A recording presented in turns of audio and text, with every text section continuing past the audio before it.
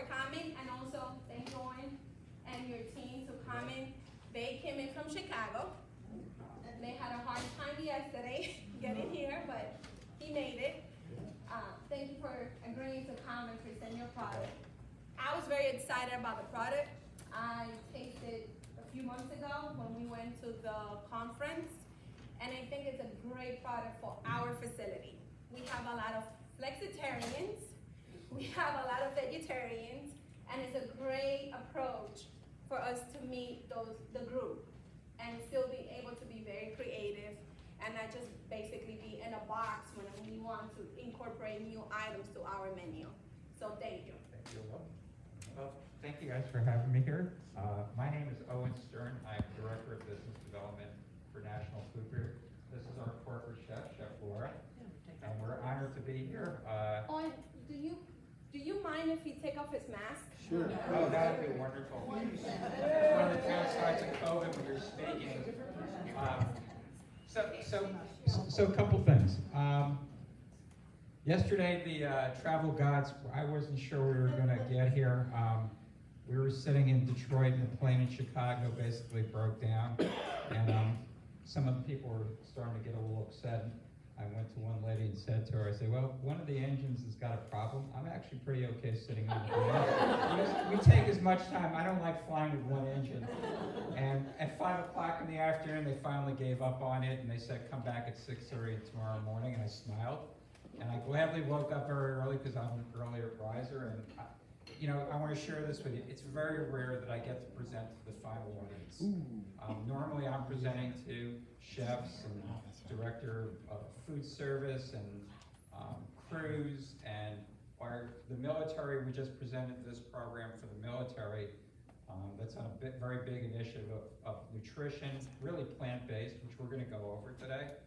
I want to set up a little bit, I don't want to call it ground rules, but there's no such thing in my world as a stupid question. We got introduced to this exciting ingredient. It's not a product, it's actually an ingredient. And it's got a really neat story behind it that I'm going to share with you today. And so what I'd like to do, if it's okay with you, I'm going to give you a little orientation into the ingredient, its background, how we got involved in it, some of the audiences that we've taken it to. And then I think with food, instead of me doing all the talking, I'd like to have you taste and go back to your seats, because I think the story is better told when you taste the food, which is why we're excited about it. And so I'll give you a little background. 2 years ago, so my responsibility with our company is in acute care feeding, patient feeding, senior living, the U.S. military, international. They keep throwing things at me, and food management companies. And so the military made a very big move 2 years ago, particularly the U.S. Navy. When we send a battle group out to sea, they don't have a defined mission, so they can be on the water for a week, 2 weeks, 2 months, for a year. And if we're in battle, we're in a war, just all bets are off. And so when a battle group goes out to sea, they have finite refrigeration space, both freezer and refrigeration. So when they run out of proteins, things that require refrigeration, they have to port somewhere and basically restock. And so one of the initiatives was to see if they can go flexitarian, where they could blend some type of plant-based ingredient with natural proteins, which I think is good for our discussion today, because there's 2 words in the military that are significant right now. It's called acceptability, which for the average age of, they don't call them soldiers anymore, by the way, it's called war fighters. Learning all this new terminology. The average age of a war fighter is 22 years old. And if it doesn't taste good, they're not eating it. And if they're not eating it, they have a term in the military that says anything, if they're not getting the proper nutrition, it affects their cognitive ability. So we were at the military show in Hershey, Pennsylvania 4 months ago. So I'm not from the military. I missed Vietnam by 1 year. I came close to it, but don't know enough about it. And so they kept bringing this up in every session, cognitive ability. So I raised my hand, said, I don't believe in stupid questions. What does cognitive ability have to do with nutrition? And so I got a pretty good lecture from a colonel. And basically what he said is, well, when someone's shooting a bullet at somebody, and they can't think fast enough, they're no longer on this planet. I said, all right, I get it. All right, so cognitive ability is good, nutrition's good, but he said, the same token, with the military, the nutrition's important, but if it doesn't taste good, we can't get them to eat the food. And so this ingredient, so plant-based foods have been really popular now for the past 5 years. The trend in food service and innovation in food service, if you've heard of the Impossible Burger or Beyond Meats, there's a lot of products that have entered the marketplace. The challenge with those products is that you have to give a narrative to yourself why you're not tasting like a burger that you're normally used to eating. And then the second challenge with it is that if you pick up the back panel in a supermarket of some of these plant-based, what I call processed products, you better have an MIT or Stanford degree to understand what you're eating.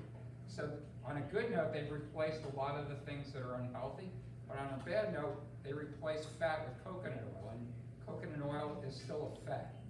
And so a lot of the challenges where people have tried to go plant-based is, for people who don't want to see animals slaughtered, it's a pretty good product solution. But if you're looking for nutrition, you probably do better with a 90-10 burger than going to one of these products.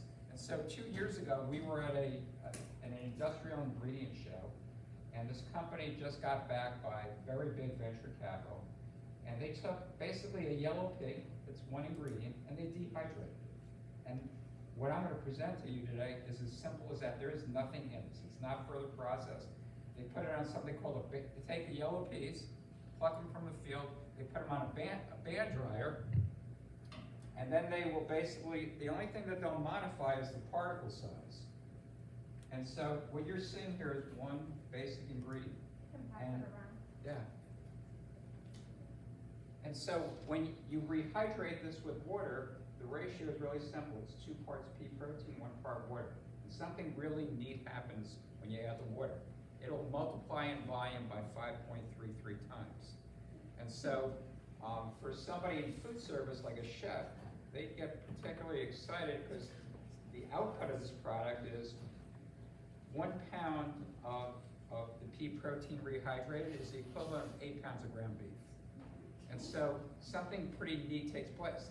And so some of the products that we're going to show you today, we're really targeting 2 applications for you guys today. One is fortification. One of the challenges we have now in the world that we live in with processed foods is we don't get enough protein in our diet. So Chef Laura today made a couple things. We took tuna salad, and the only thing that we added was the rehydrated pea protein. You don't even have to drain the water. You put the pea protein in, and it will basically pull the water in. And what's really neat about that is that when you drain water in tuna, you're also draining some of the flavor out. So by basically being able to use the water with the pea protein, it enhances the actual flavor, and I'll leave that to you. I never like telling people something is good. Let them figure that out for themselves. Use your microphone. Alrighty, okay, thank you. Then the other product that we made today is it's basically a high protein muffin, and we just took normal muffin batter and we added the pea protein. So, and then the last product, which could be used either in waffles or pancakes, we took a normal waffle batter and we added the pea protein. So in these 3 products, all that we did was took the existing recipe and we fortified it with pea protein. Then in this shaping dish, so that you can see what the pea protein looks like rehydrated, we just gave you examples of the 2 particle sizes. And then in this shaping dish, this is a cool story. So this is a vegan bolognese sauce. So when we, oh, sorry about that. I'm not used to using one of these, so you can keep doing that and by the way, I'm partially deaf, and my wife yells at me because I won't put a hearing aid in. I've made it 65 years on this planet, and she's gonna have to twist my arm, but thank you. So right here is a bolognese sauce. It is 100% vegan. And what's really neat behind this story, when we presented to the military, there's a woman named Charlene Halliday. She is the lead dietitian for the Marine Corps. And so she came by our booth, and she didn't have much of a sense of humor because she's with the military. And she looked down, she said, I see you got the bolognese, and where is the spaghetti or pasta? And I didn't know if she was joking or if she was being serious. And I said, well, we just want to show you this ingredient. She goes, but there's a story behind this. And I said, Charlene, there is a story behind this, but if I tell you the story right now, you're going to form an opinion. I don't want you to form an opinion. I want you to just taste the product. She goes, I'll taste the product if you tell me the story. I said, no. You're not winning this battle because I refuse to share this. And I finally, we went back and forth for 5 minutes, and I got a smile out of her face, and she's from down south, and I said, you're overcooking my grits. Just try it. It's simple. It's really simple. So she tried the product, and she goes, all right, so tell me the story. What's in it? And she's got a culinary background, so she's a chef. So I decided to play the game with her. I said, so you're a chef. What do you think goes in bolognese sauce? So she goes, tomato sauce, tomato paste, fresh garlic, onion, ground beef, and a little bit of heavy cream. And I said, well, you were right up until the point with the ground beef. There's no ground beef in it. And she goes to my sidekick. She goes, give me another sample. She tastes it, and then she turns around to every dietitian from all the branches of the Army, Navy, Space Force. She pulled them over to our table, and she actually presented our program. And why I share this with you is what got her excited was, if you recall what I said to you a couple of minutes ago about acceptability, which in essence to us means taste, but you cannot distinguish that you're not eating ground beef. So for somebody who's vegan, the nice thing about the pea protein when it's rehydrated, it has the exact same mouthfeel as ground beef, ground turkey, ground lamb. Go down the list, any ground protein. And then the last thing here is a flexitarian approach, and we had Chef Laura basically blend the pea protein with, is it ground turkey? Ground beef. And so it's 50-50. And again, what I'd like you guys to do, if it's okay, before I go more into detail, I'd like to have you guys come up and sample some of the products. And we've got hamburgers here, and the hamburgers are basically at 40% beef, 60% beef, 40% pea protein. And what's kind of cool about this, you know, when you cook a hamburger on the grill, it tends to dry out when it's kept in like a heating. You'll see something pretty neat. It holds moisture like it's a medium rare hamburger. So please come up and have a taste.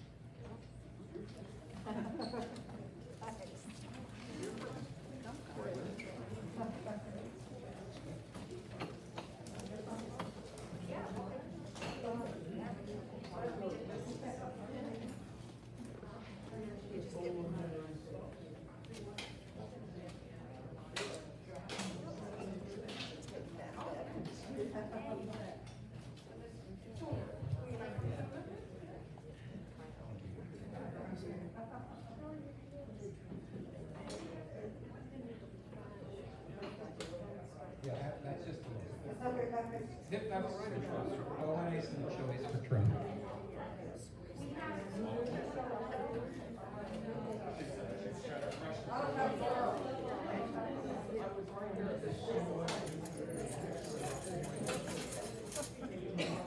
So the TVP is processed, and soy for healthcare because of the allergies. Fish protein's got very little allergies. It's not the only thing that's happening with the pig is that they're dehydrated. No, it's just one ingredient. No preservatives.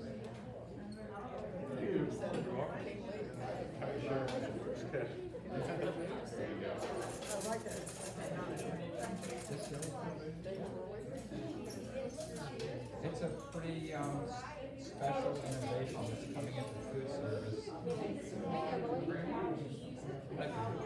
About an apple.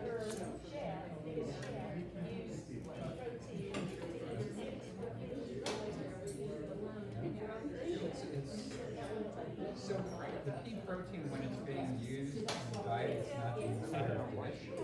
So I think one of the numbers that we on one that there's any issue with that as a result of this, and now with this.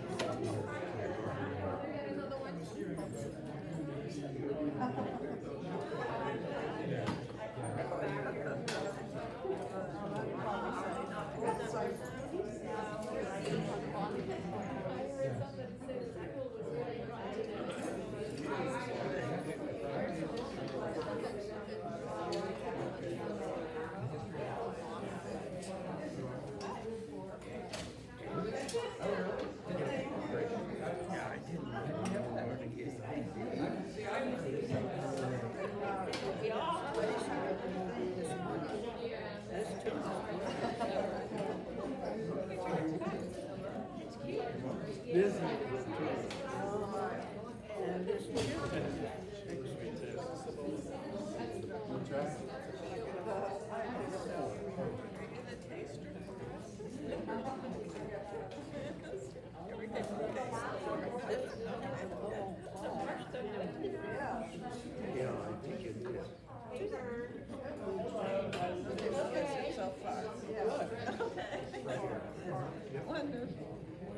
tuna is delicious and the chili. I'm just now getting it together.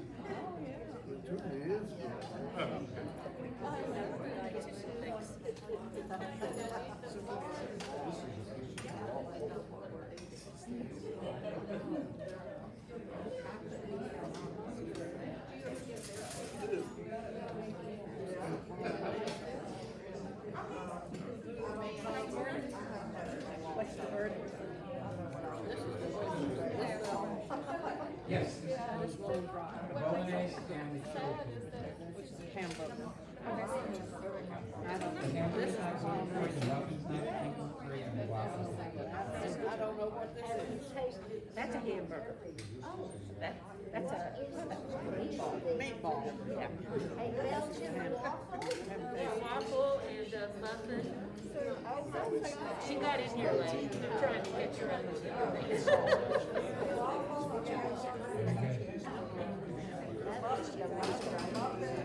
That's good. That's a good metaphor.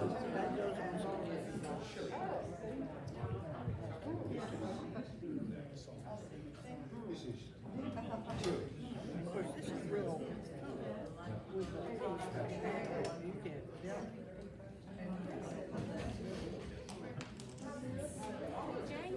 I don't know. No, please. I'm not in a rush, although I'm holding up money. I have lunch, so I'm not like super ready to eat.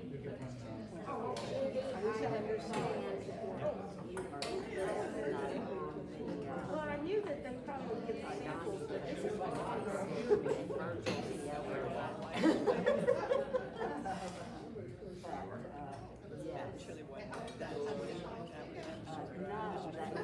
I just said,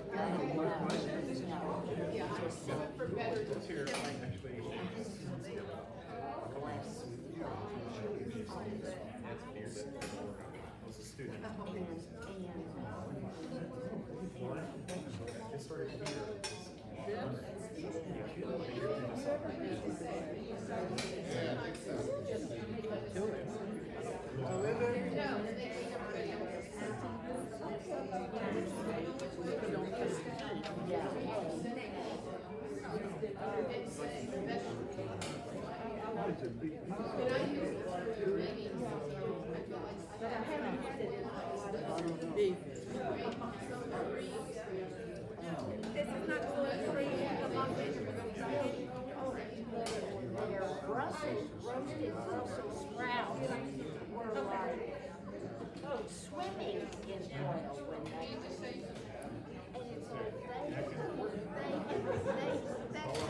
It's the protein.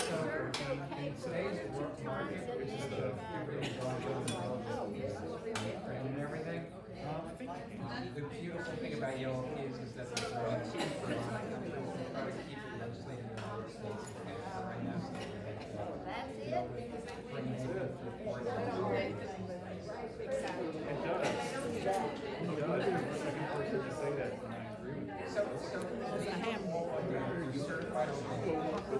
So, there's a, because the audience that we're going after, it's got, organic, certified organic, non-GMO, certified even quality kosher for those audiences. Dietary needs, it's gluten-free, it's certified. Yes, I do. So it's here for about 7 months back in January. We're gonna question here. Okay. So I just got done. I bring your fork now. My name is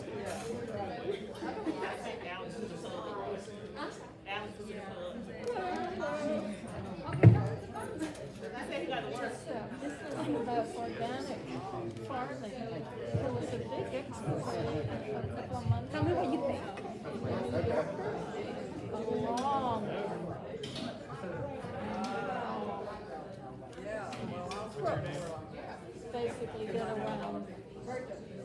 organic. A lot of the stuff we get is not pure, you know.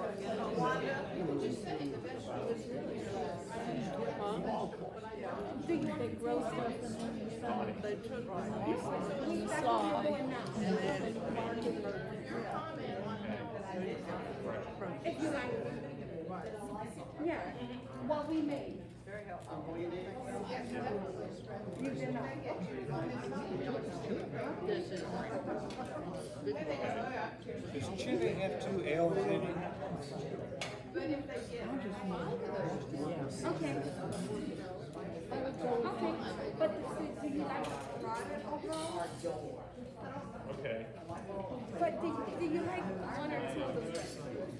Okay, so that means that, so this is the product, let me show you. So that's what we got.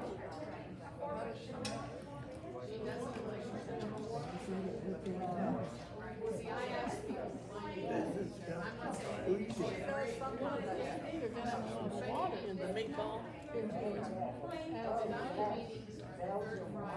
I don't know how much. Beef it has. But yours is good. Understand they don't do spices. You don't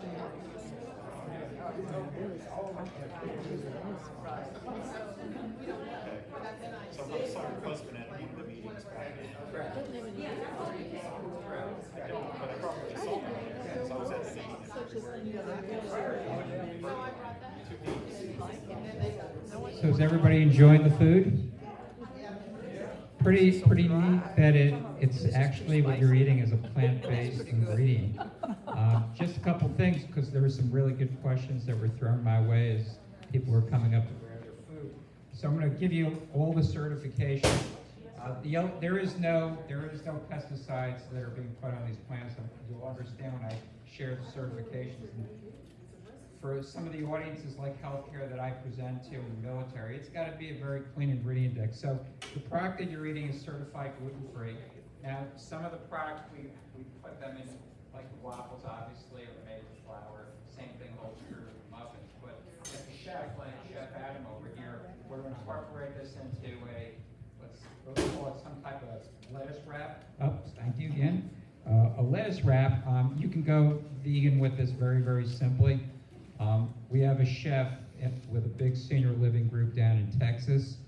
What he did was he took the protein that we showed you here, and it's basically rehydrated form, and all that he did was he sauteed it in a fry pan with a little bit of olive oil, salt, and pepper, and then he basically put a little bit of Worcestershire sauce, and that was the basis for his lettuce wraps. So the product is it's nothing more than an ingredient.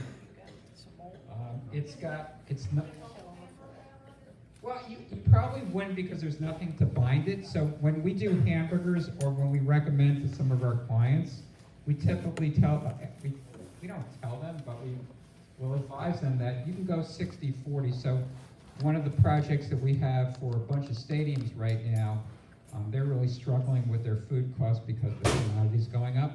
And so we're testing with Tyson right now, basically a 70-30 blend between the beef and the rehydrated pea protein, and you cannot distinguish. There's no drop off in flavor. And what's kind of exciting, we're taking an 80-20 blend of ground beef, and we're taking that to an 86. We're going to drop the fat, and it's going to go up to 86% fat-free without basically introducing any type of complicated ingredients. And so for a different type of audience where cost is a concern, but quality and flavor is important, there's a lot of flexibility with this, and that's kind of why we wanted to show you all the different applications. Chef Adam and his team, this is almost endless what they can do with this type of product. And typically when we sit down with a new group to explain the product and show them these applications, we're really funny about, we never tell chefs what to do because they're really proud of their own recipes. And the beauty of this is that they can basically lend this into any recipe that they're doing. Any type of ground, when we're talking about flexitarian, it'll work with ground beef, ground pork, ground chicken, ground turkey. Literally anything, any type of protein that they're doing, they can blend it up to 50/50. I don't recommend going beyond that.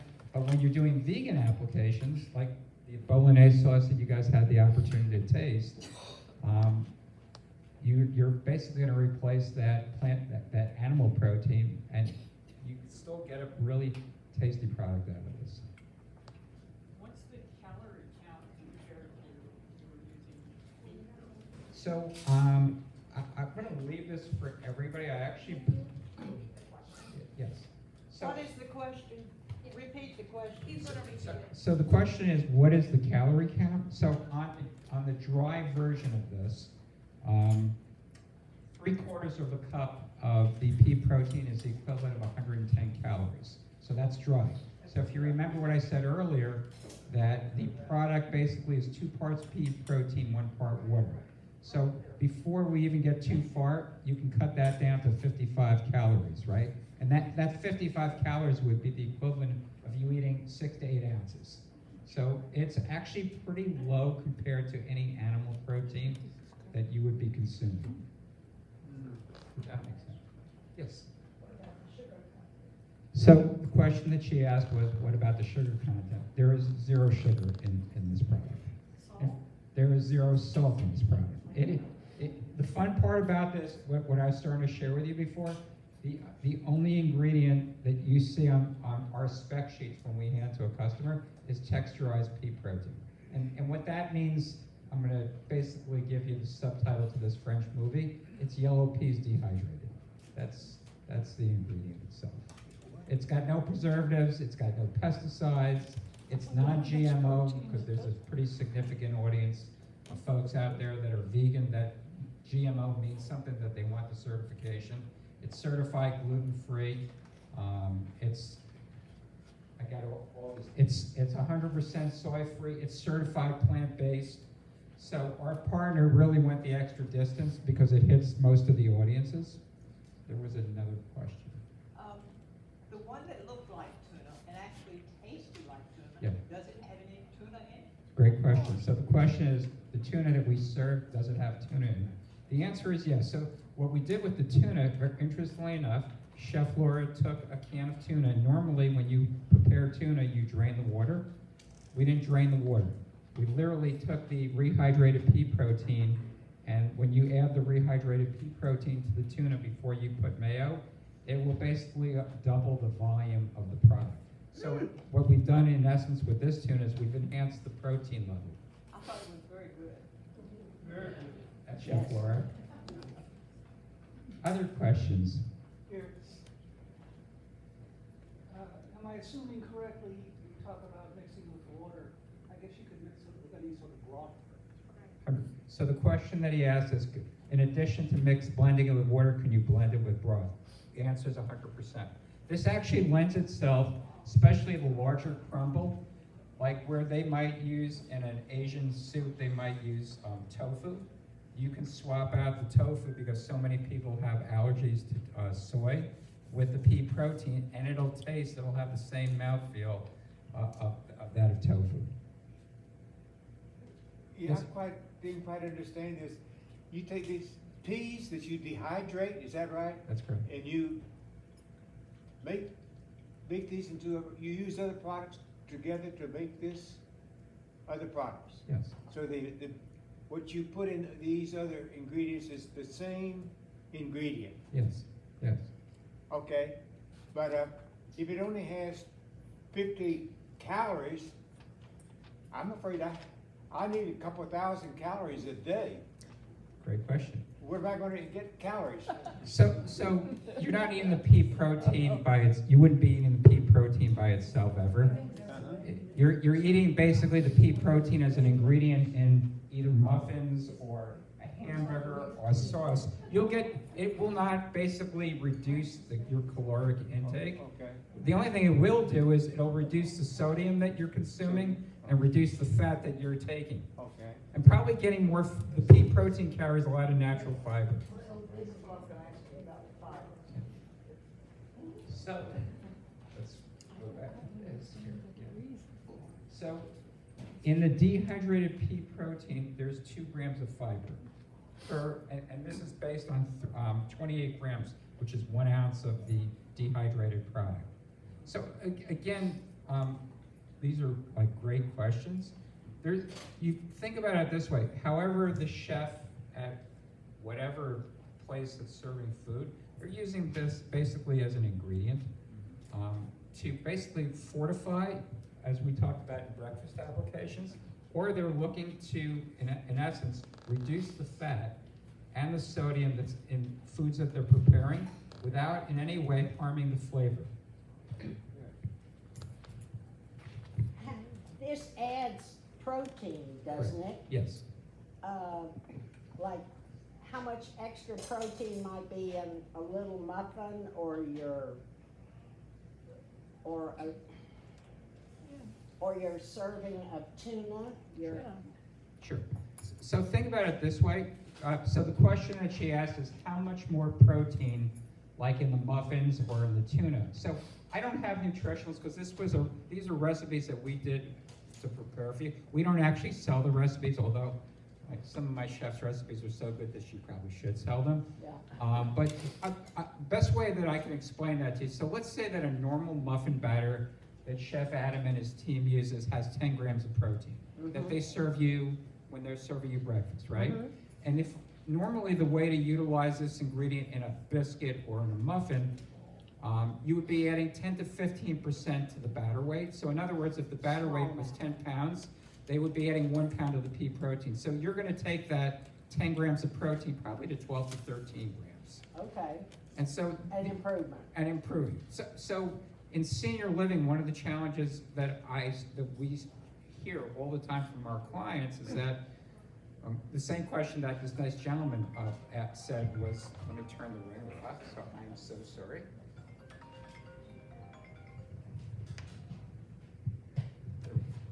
So most of the folks that we sell to, most of the people in the community don't get enough calories and they don't get enough protein. Yeah. And so really the idea, which is why I think we're getting the interest that we're getting, is that there's no takeaway, there is just adding.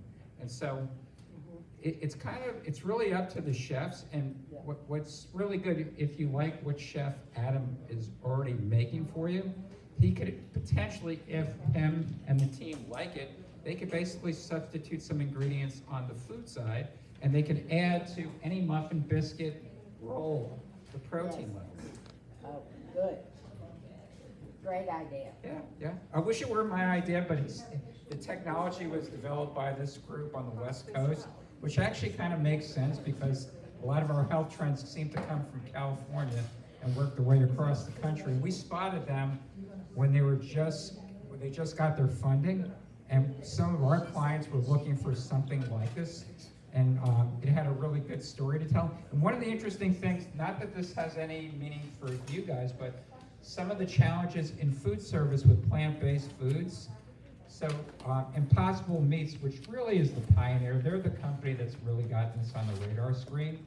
For a food service operation to use that, it comes in at about $10 a pound, which is kind of prohibitive when the average cost for, let's say, ground beef is $3 a pound, or ground chicken is a little over $2 a pound. So a lot of food services kind of paused adapting using plant-based ingredients because they can't charge enough for this. The interesting thing with this ingredient is that when you rehydrate it with water, it comes in well under $2 a pound. So it's basically, the pricing is in line with most of the ingredients that are used in food service. This won't have any meaning for you, but why we think the interest is when you put it in the products, you get a good tasting product out of this. You get to enhance some of the benefits and reduce the fat, reduce the sodium, and for the chefs that are concerned about putting something on their menu, they don't have to charge more. They can charge the same price. You had a question? Yeah. She has a question. Yes. Yes, so is this something that we can buy on the market, or is this something that is to come through? Wanda just asked me that question. So when we first got introduced to the company, their focus was retail. And so they were trying to pioneer their products for retail applications. And National Food Group, we just sell to institutional. We sell to the military, we sell to the food companies like what Wanda is part of, which is Morrison's, We sell to Aramark, Sodexo, colleges and universities, Disney. We sell to the cruise lines. We sell to big customers.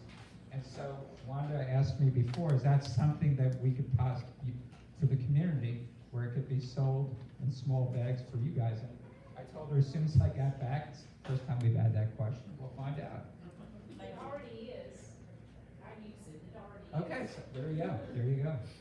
Yes. Are you using one variety of pea in this, and are you growing it where? So it's grown all over the world, and in today's market, we're trying to preclude ourselves from doing anything that's got to get on a ship and go through the Port of Los Angeles, because there's 300 ships off the Port of Los Angeles that can't find their way in.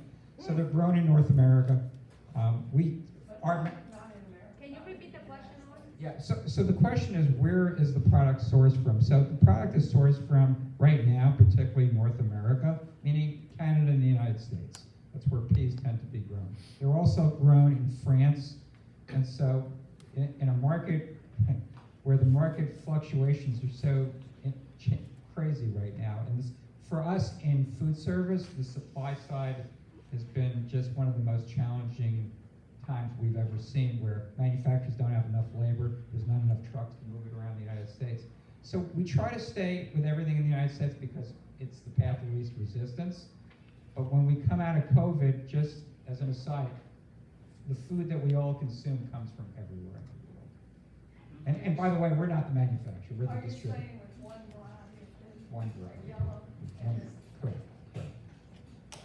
The question she asked was, the first question, which I didn't share, was how many different products? And for the chefs, this is kind of a really cool thing. It's only 2 varieties, and the only difference in the varieties is that the smaller particle size, we call it unseasoned pea protein, which you can see if you come back up there, we show basically what it looks like rehydrated. And one is a medium size. So that basically, depending on what application the chef is doing, they could use a larger pea size or a smaller, but the product in essence is the same product. Give us an example of the larger pea size, So, menu, chef, the larger crumble you would use basically like in ground beef, like for making hamburgers. You're using the unseasoned. Okay, so maybe chef can come up here and her question is, so where would you use the larger size crumble? Usually in like a soup or casserole or something like that, it can be used as a chopped meat replacement. Chicken salad again, any type of casserole, chicken noodle soup for instance, you could, cut up or take out the cube chicken and add, just a chunk to it. So things like that.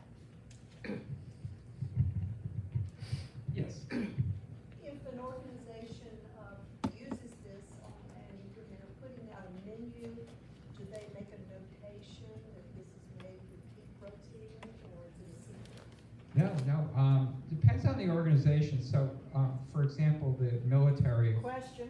Okay, the question is, would an organization call out what's in the actual ingredients? And I probably would have to ask Wanda, because I'm not, and Adam, I'm not sure how you guys do that here, but It would not be a secret because we want to showcase the product basically. If we're gonna be using it in the vegetarian offering, the third entree that we have, we can identify it. There's really, first, I'm really proud to show it to any organization. Like when you go to a stadium, you're not gonna, unless you ask, you're not gonna, although you can get onto their online menu with these QR codes and see the ingredient deck, especially if you have some type of allergen. Depends on the organization. The military, for example, they actually have the ingredients at their canteens. We're actually now working with the troops in Europe on an MRE program using the pea protein, and that all the ingredients are there for them to see. More questions? Yes. On the nutrition facts, it says 2 grams of fat. So everything's got, in essence, Well, I have an additional. let me first, let's start out with this. So on the actual pea protein, it's got natural fat associated with it. So 2 grams now, look, this is a great question. So she said, how much fat is in the product? So in the dry product, before it's rehydrated, is 2 grams, and that's 2 grams for 1 ounce. So keep in mind, you're not gonna be eating dry. So when we rehydrate the pea protein, it's gonna be basically 2 parts pea protein, 1 part water. So you're gonna cut that more or less by 1/3. And then you're not gonna be eating 100% pea protein in the product. So if you compare 1 ounce of ground beef to the 1 ounce of pea protein, where on ground beef, on a 90-10, you're probably pushing 10%. You're probably at 1% with pea protein. So are you saying that fat comes from the peas? Correct. Is there any oil that you said in the No, process? no. It's basically a, so when they basically take the yellow peas, they put it on something called a band dryer. So it's this giant conveyor belt where they're putting basically like a blow dryer on top of that. And it's a slow process until the product, basically all the water is removed from it. And that's the whole process. Questions? These are great questions, by the way. You guys are, this is some of the better questions I've had in a long time. In fact, Wanda gave me a question that I actually had to go back to the company for. And I think it was something related to purine with gout. And I had, She can ask the question again. you betcha. You wanna ask the question, Ms. Thompson? I asked if there was high in purine. So I actually had to go back to the company because, in all honesty, I had never heard that term before. And I looked it up both online and I had the company. It's very low. It's a legume. You would have to eat it in pretty significant quantities for it to have any cause and effect related to gout. Is this considered a complete protein? And Correct. that means it has all the essential amino acids So in it. that's a fantastic question. I'm glad you brought that up. So one of my Can you requests. repeat the question? So I'm going to repeat the question. I want to pull up the information. So the question that she had posed is this a complete protein? And what that basically means is there's usually in every type of animal protein 20 essential amino acids. And so the answer is no. It's missing lysine. It's missing, not missing, but it doesn't have a high enough level. I never pronounce this right, but I brought this with me to leave with Wanda as a reference. It's missing, it doesn't have enough lysine and methylene. It has product in it, but here's the fun part. When you blend the pea protein with brown rice, it becomes a complete protein. And I'll leave you this. So the military, that was one of the questions that they asked by the dietitians for basically doing the nutritionals. Because if they're swapping out in a recipe, especially when someone's carrying 400 pounds of food on their back and they're in the field, they need to maintain their protein levels, and the amino acids come in significantly into play. And so a lot of the dishes that we're working with them on development contain brown rice. Right, and this would be similar to most legumes. So it isn't that this pea protein is different than other legumes. So if you're eating beans, you're also not getting the complete protein. Correct. I had no idea what to expect today, but Sure. I'm glad I'm here. What I was picturing in my mind was that you'd be up here mixing up smoothies. So, does this ever get used in anything like that? You know, it's one of the interesting things for acute care. So when people have to go on liquid diets, so it actually works in liquid diets because it can be put through a processor for folks that can't digest normal food that we eat every single day. So it can be put in smoothies the same way as an ingredient to boost protein. So, to that point, we have a program in the pavilion in healthcare that is called the Fortify program. And it's basically the residents that are losing weight, correct, Julissa? Or that they need extra calories. If they have a wound or something. What? If they have a wound or. Correct, if they have a wound that they need more protein to heal faster. So we have a program that is called the Fortify program, which is basically through food, natural food, real food, to get away from supplements. And we basically have, oh my gosh, so many different recipes that we add extra calories for those residents. And it's so funny because just literally a few minutes ago, I looked at Jeunesse and I said, this is something that I want to start implementing in healthcare as well for that program, because I think it's pretty cool. We can do it for the puree. We have a lot of residents on puree diets, and that's something that we can easily use for them. We can use it for the smoothie. Part of the Fortified program is a smoothie program that we have, which is very, very cool because we have residents that for some reason they cannot have the regular normal food. Correct, that they are on a liquid diet, and this way you can basically personalize a diet for them using this item. So the answer is yes. More questions? I'm actually, by the way, some of your questions are, I have Alzheimer's disease. Alzheimer's when you remember nothing none of the time. Alzheimer's when you get 50% of the things half the time. And my wife and my daughter's birthday are both in July, and I have Alzheimer's, so I give them their birthday present in July. Saying that to you, my wife says I also have a convenient memory, which anything that's significant sticks like crazy glue. And your questions today were, especially the one with the purine, that's stuck with me because I'm going to be prepared when that comes to me. That was probably the best question in my 11 years with this company. Seriously, but you know, I'm a little bit younger than you, which is kind of humorous for me to present to you today. I'm the dinosaur in our company. I'll be 65 in November. And this is the first audience I feel like I'm at home. God bless them, they make fun of me. They rather do things in front of a computer screen. And I always go back to them going, so you have a girlfriend or boyfriend? Yeah. I said, so when you asked them out on a date, did you shoot them an email? Did you shoot them a text? And by the way, if you did, what did they say to you? And I said, if I would have texted my wife when I got engaged, I'd still be happily single. So the idea of talking to people face to face, this is the world that I'm in. It's the next generation. I don't quite grasp it. And by the way, the funny thing I like to say with texting, with all the technology that we have, you're telling me with my fat fingers, I have to have a conversation that I can have with you I can get 100 words in the next 20 seconds, and it'll take me 2 hours to do the same 100 words by text. It doesn't make any sense to me.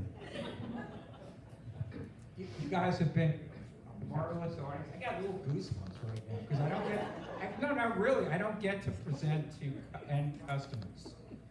The military is a little different story because we're doing a tasting panel, which is coming up in the next 2 months, which will be something like this, but my suspicion is this younger audience, I'm going to have a little bit different challenges.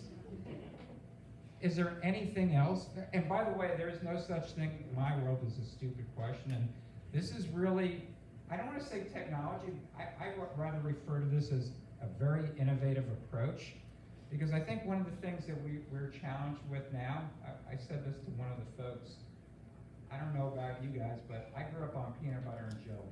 I don't know of any kid that I grew up with that had allergies. And I fly 40 weeks of the year, and it's not uncommon that you'll hear something from one of the flight attendants, please don't open up anything peanut related. And I think to some extent we've complicated our world. When I was a kid, my mom didn't buy prepared food, she made food. And so when we spotted this company, I was kind of intrigued because it's nothing more than an ingredient.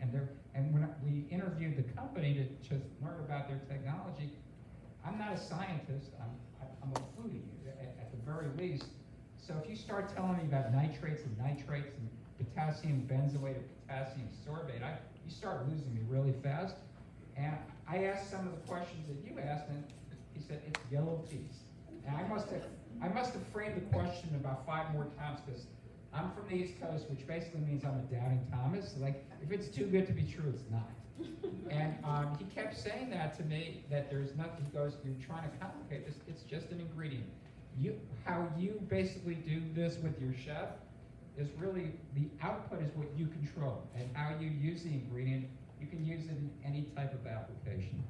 And so I don't want to take credit. Chef Laura prepared all the food for you today. And I'm hoping we gave you a nice snack and maybe a little bit of an education, but I think you got a question. Not a question, a statement. Yes. I think this will be helpful to the environment possibly. We should stop eating so much beef. And because of the limited amount of food, different food products to be moved around, Yep. I see that this is nothing but positive.